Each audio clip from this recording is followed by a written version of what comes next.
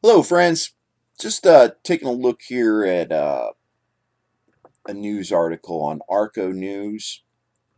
Are we facing World War III? For the past year and a half, Syria has been torn over the continued authority of its president, Bashar al Assad, and the democratization of Syrian politics. For nearly 5 decades, the Ba'ath Party has controlled the Syrian government, and in early 2011, demonstrations against Assad and the Ba'ath Party began as part of a larger Arab Spring revolutions that began throughout the Middle East just a year prior. As the demonstration grew, Syrian military forces were deployed to end these uprisings, but the conflict quickly escalated into a full on civil war. Certain people within the American government were looking at lending a hand to the Syrian rebels, who are calling themselves the Syrian Free Army. But Russia has since come to the aid of Assad and the Ba'athist Party. Syrian Free Army members have also found Iran special forces sneaking into the country among Iranian refugees, obviously in some effort by Iran to aid in undermining the rebel army. With China backing Iran in their nuclear proliferation and Russia occupying Syria in support of Assad, not only is Syria screwed, a global opposition front has been set. The globally significant part, why you should probably pay attention to this. The conflict made its way to the Syrian city of Aleppo, which is designated a UNESCO heritage site. The United Nations has remained fairly neutral in the conflict so far, but because Aleppo is a protected UNESCO site, a meeting has been arranged to discuss the Syrian government's obligation to protect the city. Syrian Foreign Council has been trying to convince the UN that the SFA is merely a rogue terrorist group and that they have an obligation to continue the conflict in Aleppo, despite the responsibility of the government to protect and preserve the historical site. To make things far, far, far, far worse, Russia just gave what was basically a threat to NATO. The UN and anyone else who wants to get involved to not get involved. Turkey, who has seen a lot of overspill from the conflict, has been told not to even create buffer zones between Syria and their own nation. Though Russia's warning wasn't followed by an or else, I don't know what else they would have to do to pose a militant opposition against those who may seek to end this conflict in favor of the SFA and remove Assad from power. They have deployed troops, tanks, helicopters, and God knows what else in assistance of Assad.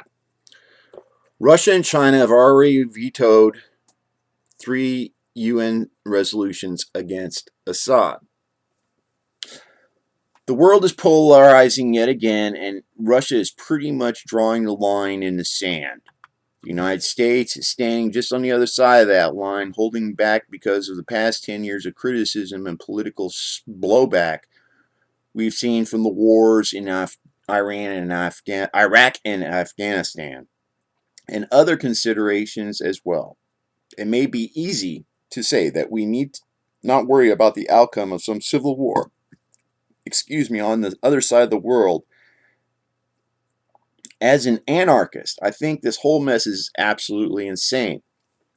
But we all have to consider the fact that Iran is supporting Assad. Russia and China are supporting Assad. Our economy is falling, and we aren't as big of players in the international world as we were just a few decades ago. This tension will not end with Syria. So pay attention. Okay, so we have yet another. We have the CIA yet again interfering in the sovereign matters of another nation. That's what's going on here. That's why the Arab Spring even happened. That was all supported by the CIA. You know, they've been doing that for years. They did that in, you know, all the orange revolutions, all the color revolutions here recently have been supported by Westerners. You know, they aren't popular grassroots, uh, uh, you know, projects. You know, they're supported by the elite. Okay, and it's all created. All these problems are created to create justification for intervention. Okay, so what we really need to do is, if we could get the CIA to stop, that's what we really need to do. But adding more aggression to a situation which shouldn't have any aggression in it whatsoever, because you have to understand, the Syrians are not, and this goes for most nations in the Arab states. Um, the people are not prohibited from having weapons. You know, Syrians have weapons. If there was a popular uprising going on, Syrians would pick up their weapons, just like here in America, and, they would mobilize. But that's not what's happening. So, how is us, the United, because actually, you're really sidestepping the issue, which is Israel. Israel is the problem here. It's not Iran, it's Israel. Israel has nuclear weapons. They're the only ones in the Gulf region that have them. The next closest nation, I guess, would be Pakistan. So, or European nations. But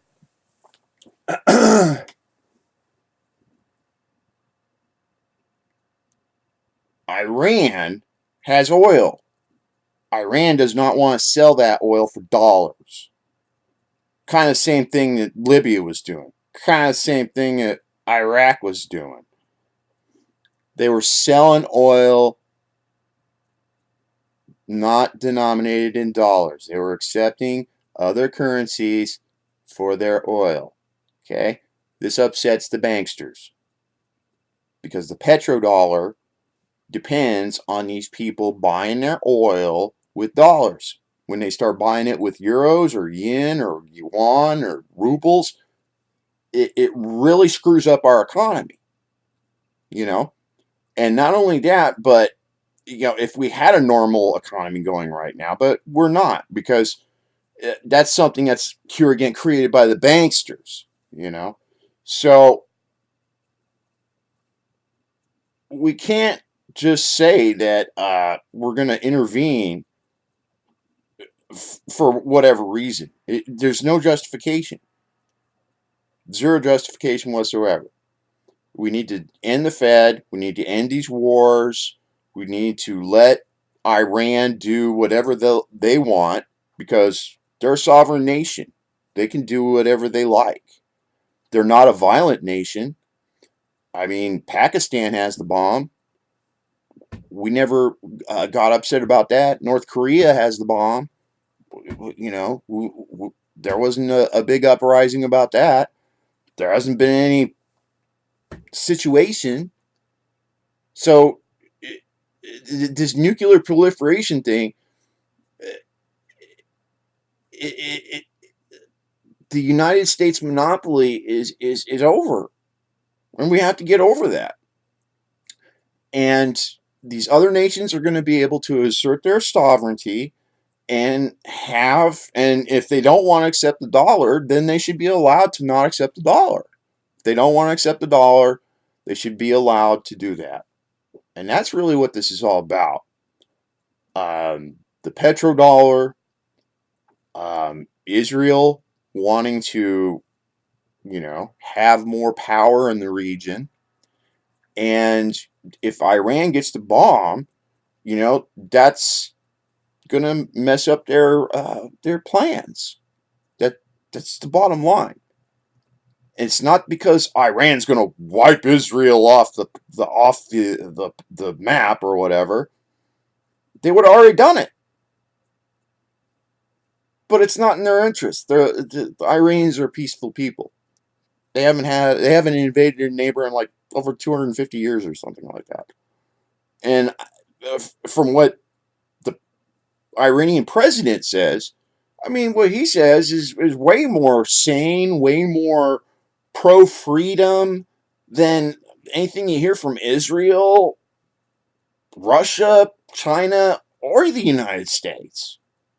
So I support the Iranians. I support the Syrians and any other nation that's struggling against outside influences destabilizing their nation and trying to make them do things that they don't want to do. It's just useless. War is a racket, and we need to stop the racket. And if we didn't have these wars, we would have a lot of money to put toward other things. So the bottom line is we got to stop the wars.